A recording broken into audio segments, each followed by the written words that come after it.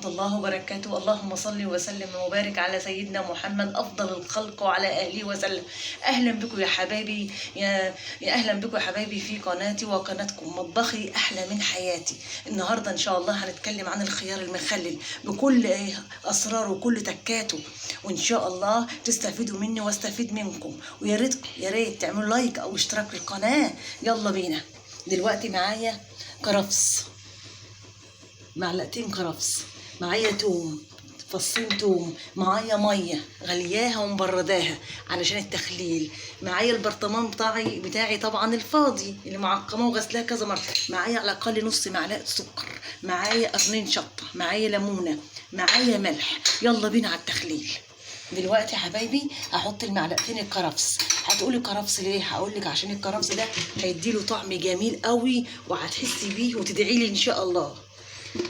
معانا فصين توم هنحطوه فين؟ في قاع البرطمان. يا دوبك 4 حتت من اللي انا بصي يا حبايبي مقطعهم حلقات، 4 حتت تحت.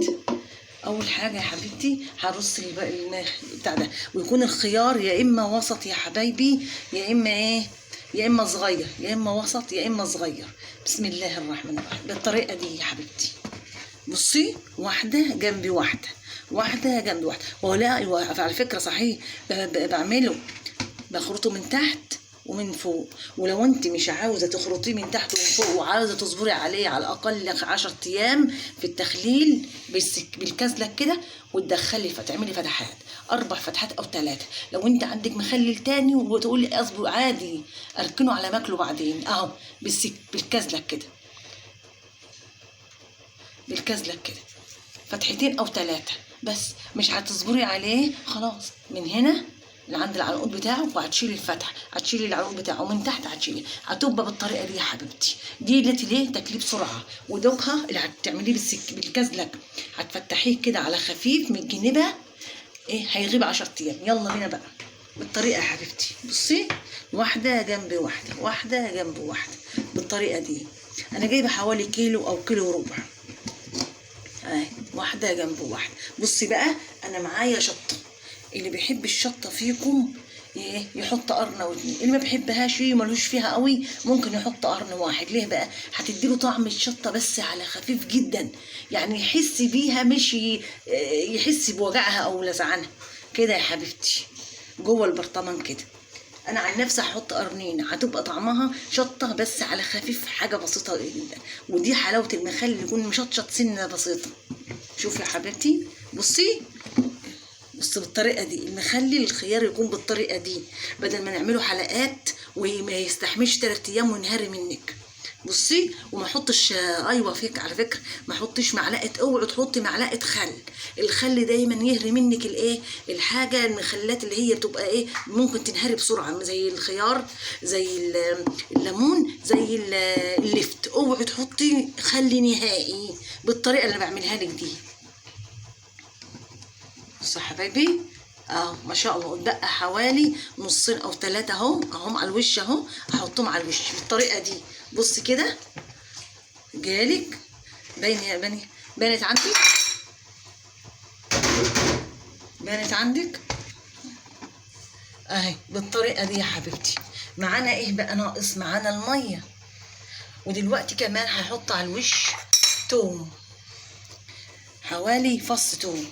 انا مخرطاه بالطريقه دي حلقات، يا دوبك فص بس، عشان التوم ما يبقاش طعمه زعق شويه او طعمه في بقك زرع لزوم. وهحط الكرفس، المعلقتين اللي باقيين لي، عشان الكرفس سبحان الله فيه فيتامينات كتير قوي، وفيه معادن، وفيه حاجات حلوه قوي مفيده للجسم ومفيده للانسان. وامسك المعلقه واخد اعد 4 معالق ملح، 1 3 4، وازود يا دوبك بس يا حبيبتي نص معلقه صغيره.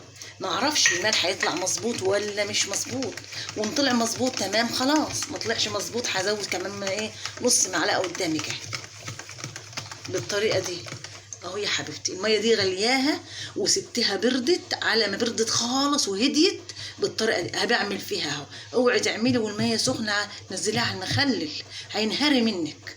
بصي وادي بدوق جميل. ومعايا نص معلقه سكر. هتقولي سكر في مخلل بنحط له سكر؟ هقول لك ايوه، يعني نحط له سكر عشان يطلع مقرمش، وسبحان الله هتحسي بقرمشته وانت تاكلي كانك جايباه اخضر لسه، هيبقى طعم هيبقى مخلل اي بس مقرمش. شوفي نص معلقه سكر.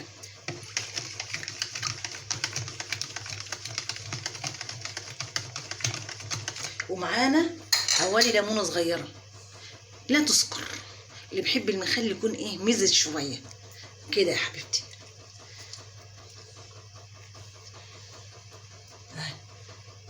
بالطريقه دي يا حبيبتي،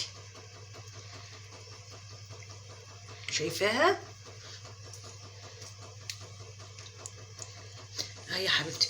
بصي قشر الليمون ده اهو اللي انا كنت لسه بعصره، هتنزليه على وش الايه البرطمان بتاع الخيار، يعني هيديله طعم تاني خالص. يلا بينا نصب الايه ميه الخيار اللي احنا عملناها، حدقناها بالملح والسكر. يا دوبك تعرفي او تشوفي كده بعينيكي ان الخيار هيتغطى من فوق على الطبقه الاولانيه، بس من فوق خالص على الطبقه الاولانيه خلاص تمام.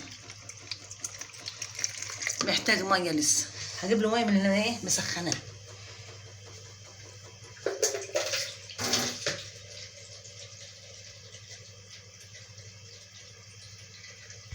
جبنا له كمان يا حبيبتي كوبايه ايه ميه بس صغيره، علشان اغطي وش الايه الخيار عشان لا قدر الله ما يعفنش.